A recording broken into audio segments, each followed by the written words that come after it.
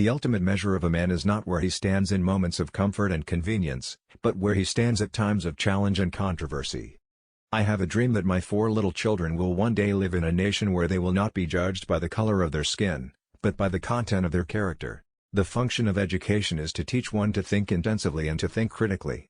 Intelligence plus character, that is the goal of true education. Human progress is neither automatic nor inevitable. Every step toward the goal of justice requires sacrifice, suffering, and struggle, the tireless exertions and passionate concern of dedicated individuals. He who passively accepts evil is as involved in it as he who helps perpetrate it. He who accepts evil without protesting against it is cooperating with it. I believe that unarmed truth and unconditional love will have the final word in reality. This is why right, temporarily defeated, is stronger than evil triumphant. Cowardice asks the question, is it safe? Expediency asks the question, is it politic? Vanity asks the question, is it popular? But conscience asks the question, is it right?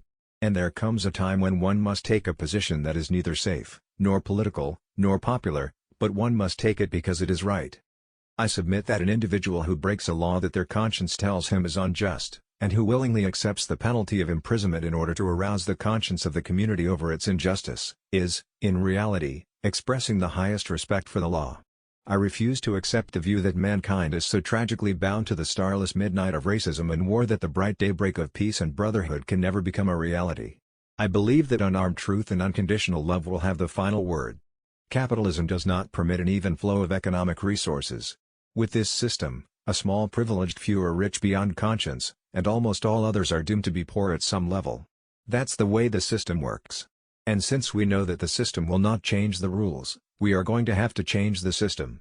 Rarely do we find men who willingly engage in hard, solid thinking. There is an almost universal quest for easy answers and half-baked solutions. Nothing pains some people more than having to think. The first question that the priest and the Levite asked was, if I stop to help this man, what will happen to me? But the Good Samaritan reversed the question, if I do not stop to help this man, what will happen to him? We must develop and maintain the capacity to forgive. He who is devoid of the power to forgive is devoid of the power to love. There is some good in the worst of us and some evil in the best of us. When we discover this, we are less prone to hate our enemies.